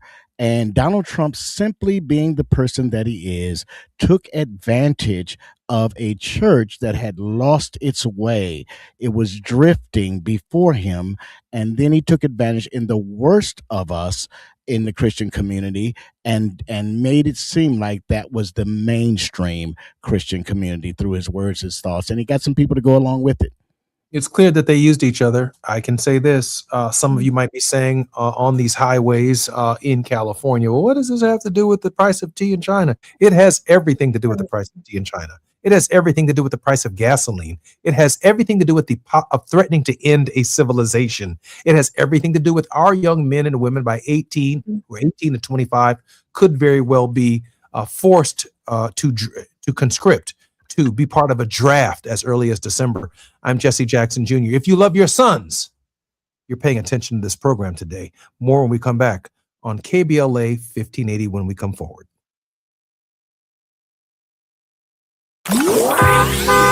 It's afternoon drive time with Jesse Jackson Jr. Only on KBLA Talk 1580.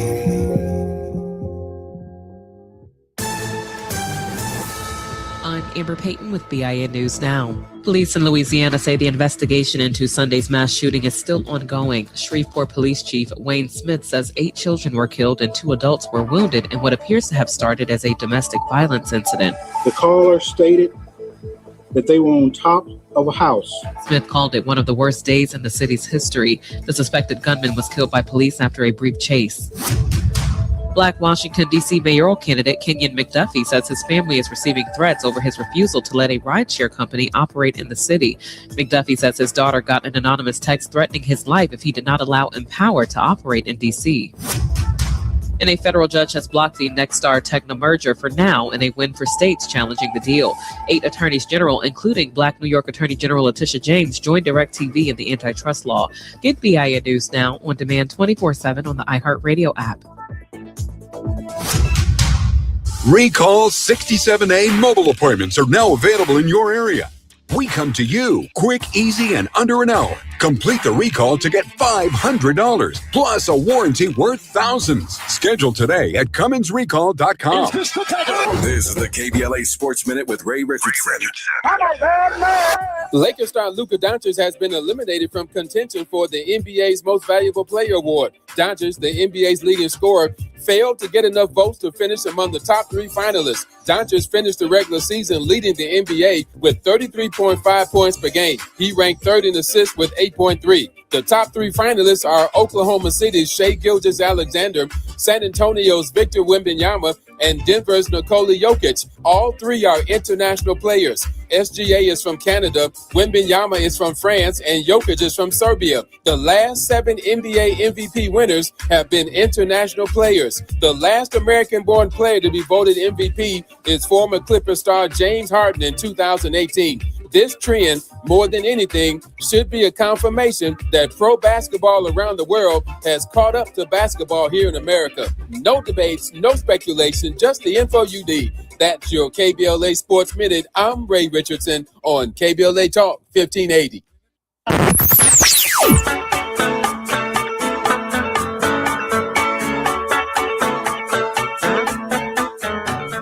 This is KBLA Talk 1580. Talk radio that's music to your ears. We're unapologetically progressive. KBLA Talk 1580.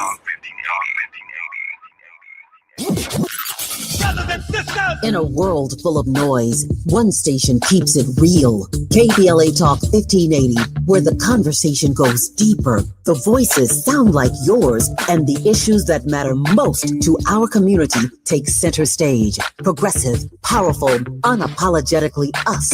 Whether you're driving through the city or tuning in from your home or office, join the public square. KBLA Talk 1580. Your home for talk that enlightens, encourages, and empowers. Listen live on our free KBLA 1580 app, on our website at KBLA1580.com, or on your radio dial at 1580 AM. Unapologetically progressive.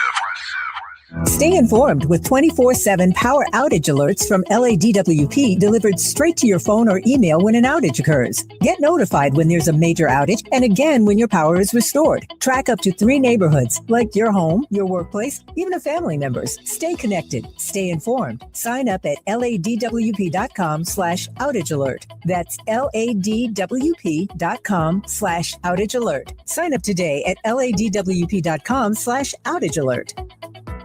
You better work. She's rooted in culture and rising in power. Los Angeles City Council member Karen D. Price Jr. invites you to the District 9 Women's Leadership Summit, a powerful gathering celebrating the women who shape our communities. Join us Sunday, May 3rd from 1 to 6 p.m. Registration is open now, but space is limited. District 9 residents receive special priority. This event is free. Call 323-846-2651 to reserve your spot. That's 323-846-2651. Be rooted, be powerful, be there.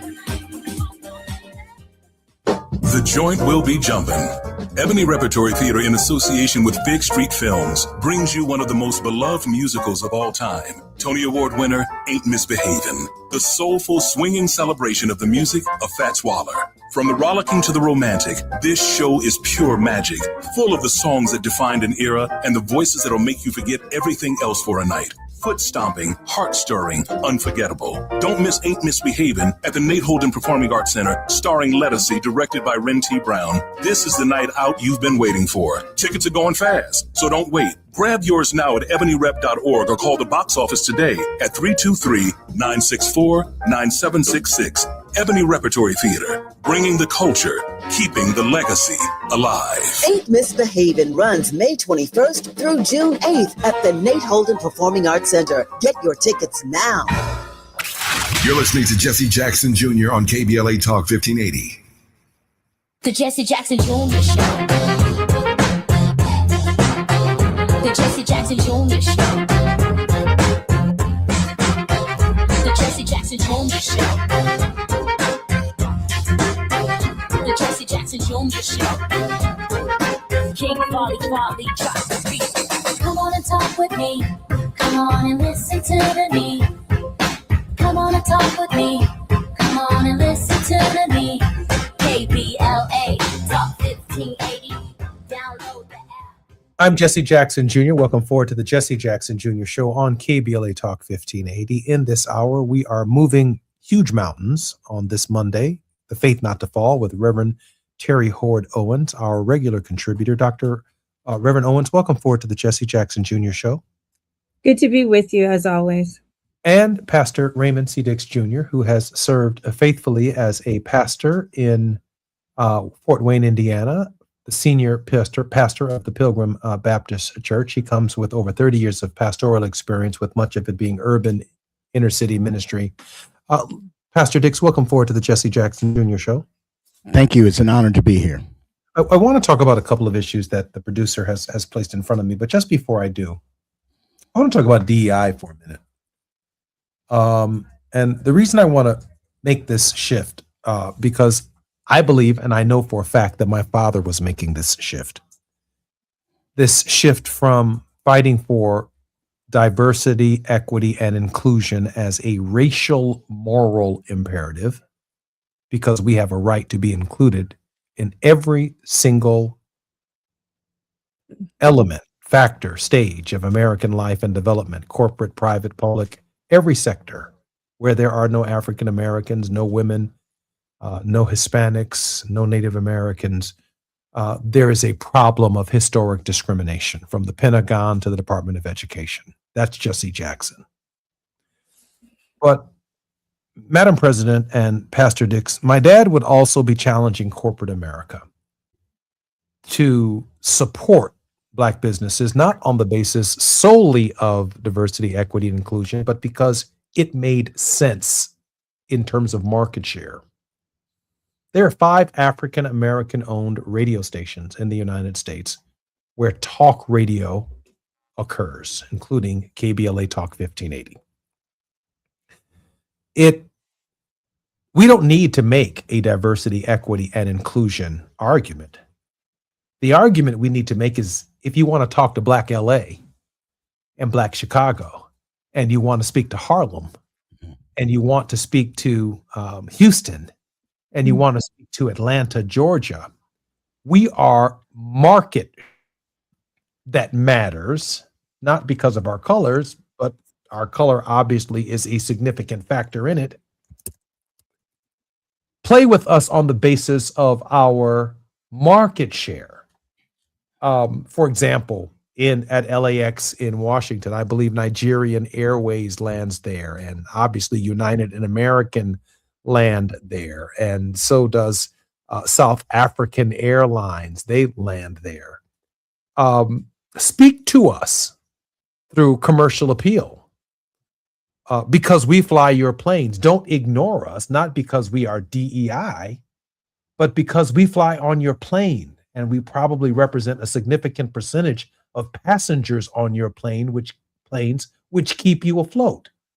How about shifting the argument, Madam President, from diversity, equity, and inclusion as a moral basis for approaching corporate America, but looking at the business basis for approaching a corporate America, simply because we represent market share and we already contribute to the successful and financial health of your entity or your company. Madam President, and then Pastor Dix.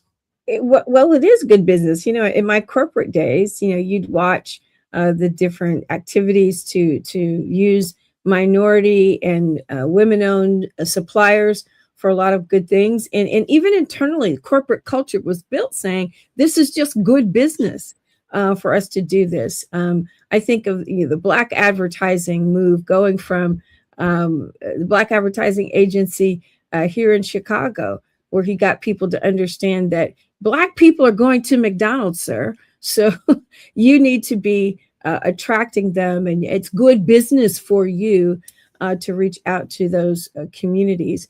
I think now we have simply removed the moral imperative almost completely, so that companies understand, if I'm not morally going to be held accountable by the government's not coming after me.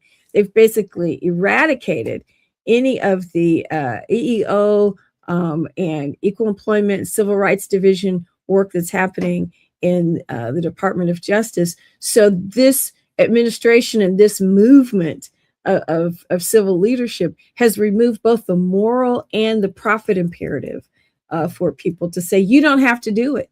And what's rising to the top is the fact that a lot of people never really wanted to do it or understood. The fact that there are people who were more afraid of losing federal money and federal business than doing the right thing lets you know that the moral piece was never as important to them as the other things. Pastor Dix, I'd like to know, there's got to be McDonald's dealers in Los Angeles, in Chicago, in Atlanta, in Houston, Texas, in Washington, D.C., in New York City. We are market share, and they've got to have an advertising budget for reaching out to market share, not to DEI, but market share. Mm-hmm. And hence, here we sit. What am I missing here, Pastor Dix? I'm sure that's true of General Motors, Ford, Tesla. I'm sure of every single entity, every grocery store. They ought to be advertising with us, not on the basis of DEI, but because on the basis of market share. Yes, and I'll say this: I don't think you're missing anything, but I think what is an important part of this conversation is the tension that has arisen for years and years and years in this country when it comes to what can a government do to motivate people on a moral perspective in the first place. What a law can say to you that you can't kill me without consequences, but it can't keep you from hating me. And those are the kinds of things that I think there's always a dynamic tension that exists in that. So what I think this should do for us as a Black people is to begin to say, let's take it a step further. If you do not want to meet our the common sense standard of saying this is a market that you need to do, that we buy these products, let's stop buying these products and create our own markets. I think there's no greater time than right now than to create and capitalize upon a Black economy for the Black community. One of the things that I'll say about the Nation of Islam, whatever your feelings there are or people's feelings are about their theology or what have you, one of the things they did very well was keep the dollars in their community. You went to the Nation Bakery, you went to the Nation's Cleaners, you worshiped at the temple. All of this was part of them keeping their economy alive in their own communities. We saw that in Chicago and New York and places like that. What we need to do is take lessons from that and say that I'm not going to beg these companies to market and spend dollars with my people when something like Amazon and Microsoft, those companies were created in somebody's garage or somebody's ideal room, and we can do the same thing. And there's nothing prohibiting me from stopping to shop or stop my shopping at Amazon and start shopping at Blackazon. There's no reason I couldn't do that. I like that. If you're on the 405, the 101, the 10, the 5, the 110, or the 118, and you don't hear advertisement for McDonald's on our stations, that's a problem. And we eat Big Macs and French fries and Little Macs and apple pies, but they don't advertise with us. Yeah. It's not that we don't approach them. It's just that they don't see our market share, and they're hiding behind Donald Trump's anti-discrimination, DEI thrust to not do business, which is good business for them. That's true of McDonald's. That's true of Jack in the Box. That's true of jerk chicken joints across the street from where we are. That's true of who we are. I'm Jesse Jackson Jr. You're listening to Jesse Jackson Jr. Show. I'm very serious about our fair share, not welfare, but our fair share. More on KBLA Talk 1580 when we come forward. While you're stuck in traffic, we can at least bring you up to speed on the news of the day. You're listening to Jesse Jackson Jr. only on KBLA Talk 1580.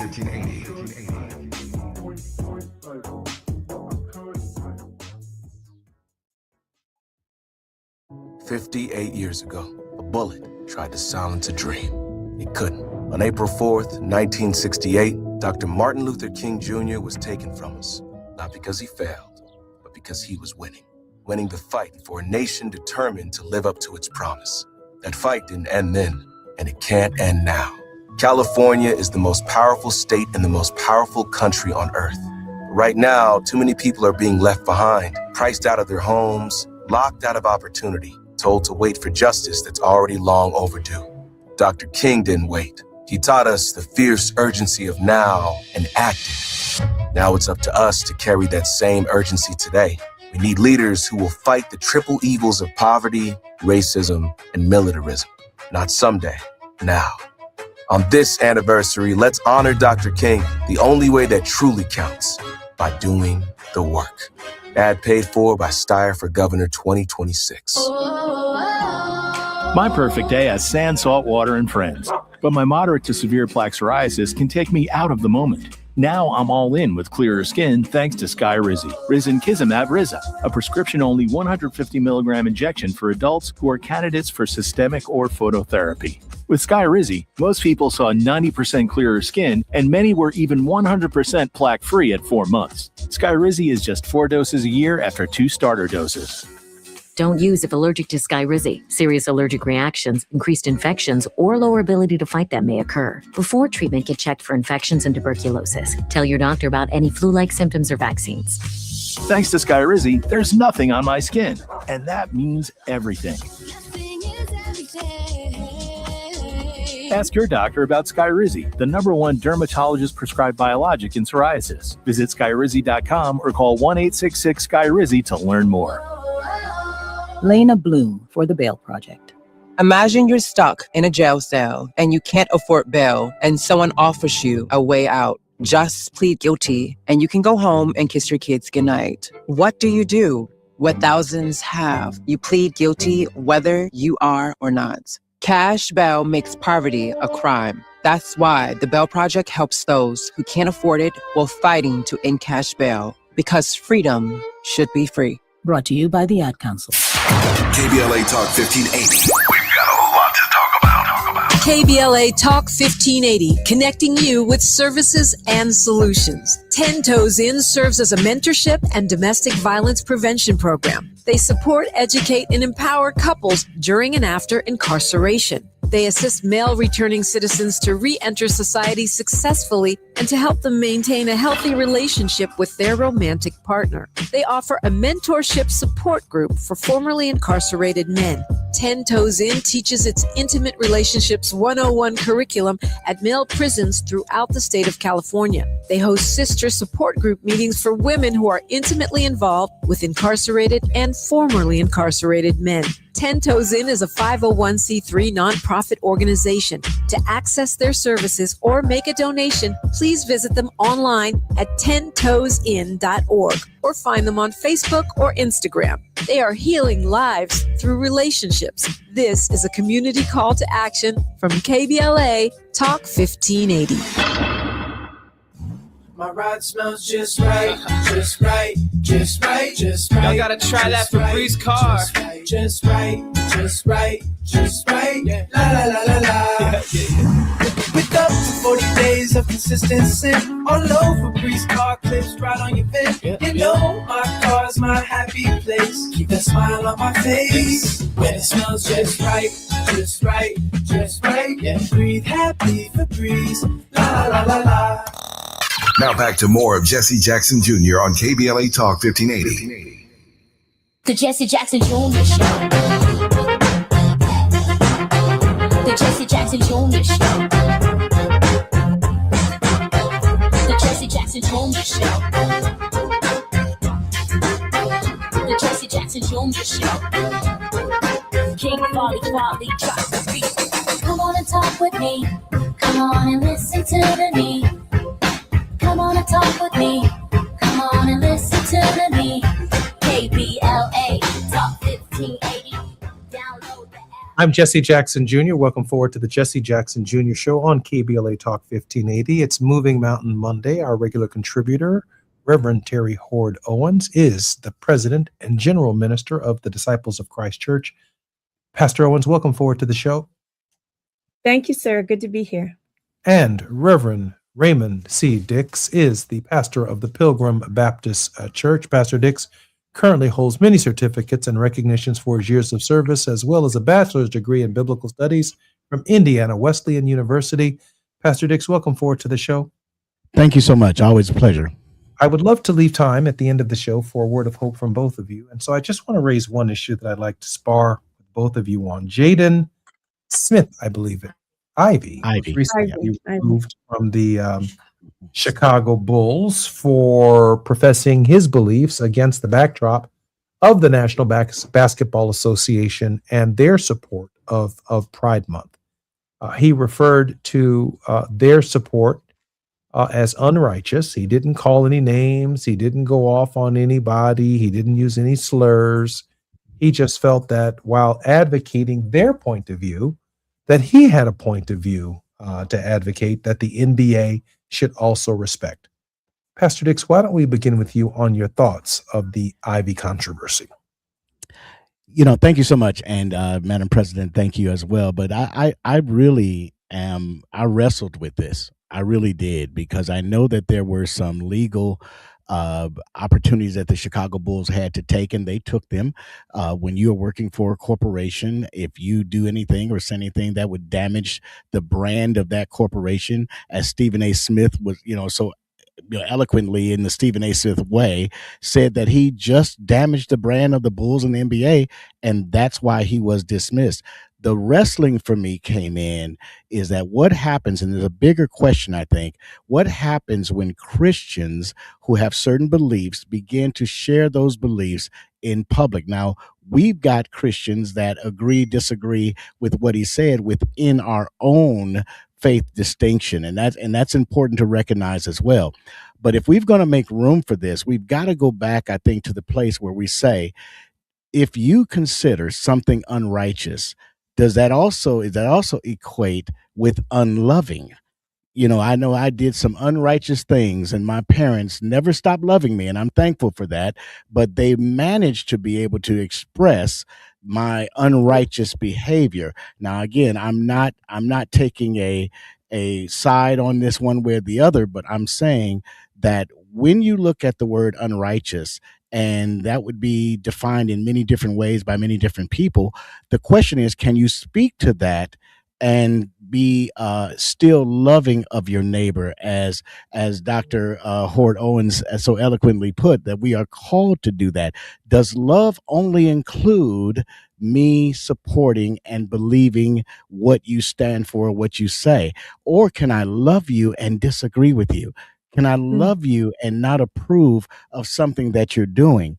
And I think that's the question that kind of comes forward with this, with Jaden Ivey. Certainly the corporate thing is one thing, but the bigger question is, are Christians able to make that distinction as we speak to issues in the public sector? Madam President?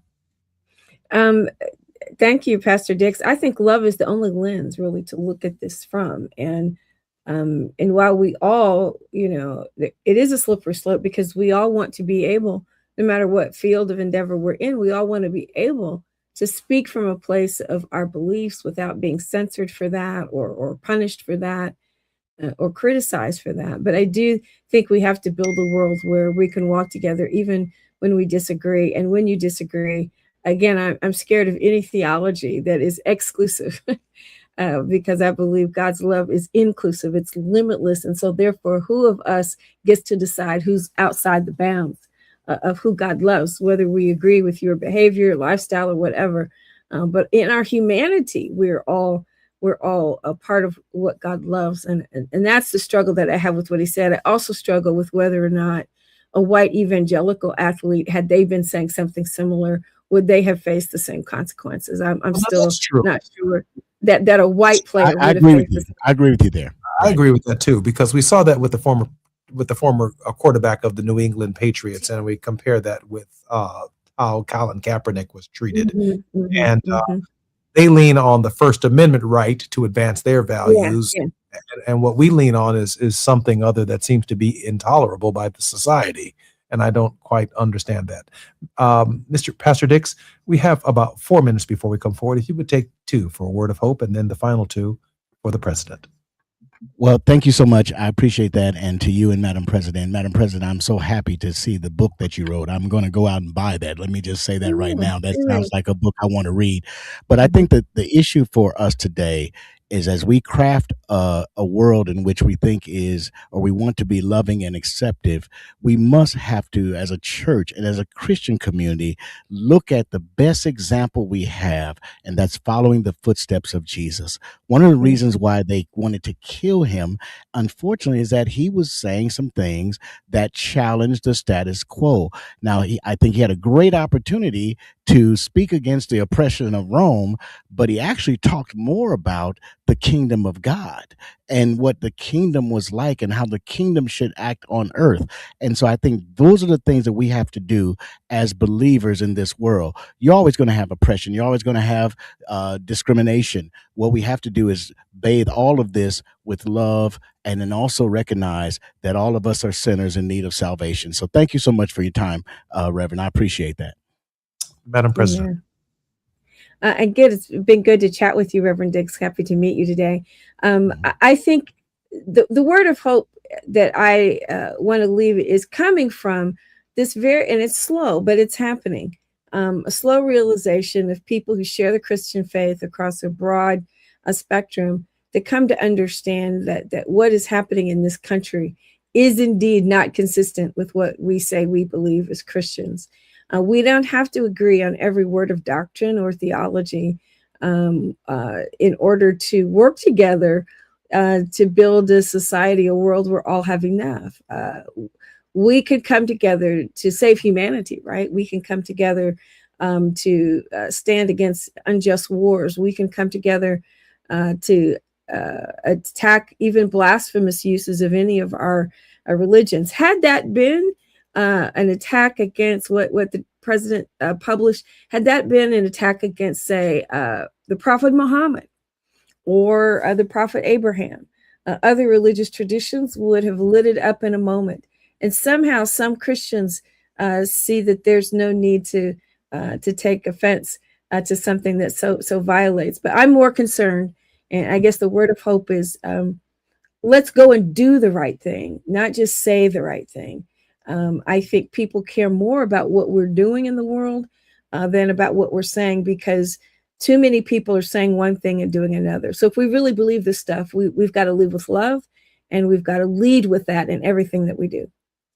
Amen. I'm Jesse Jackson Jr., listening to the Jesse Jackson Jr. Show. I want to thank Madam President Terry Hoard Owens for her contribution to our show, as well as Pastor Dix. We are unapologetically Black here at KBLA. What happens to one should happen to all, but it doesn't. We're treated differently. When we speak up, when we speak out, we are challenged for it. When we are challenged for it, it means that America is not listening to dissenting points of view. And those dissenting points of view do matter to democracy. They matter to our culture, and they matter to the future of our republic. I'm Jesse Jackson Jr. Listen to the Jesse Jackson Jr. Show. This is Moving Mountain Mondays until Tenacious Tuesdays and the J Lunch Club. I'll see you then, right here at KBLA Talk 1580. KBLA 1580.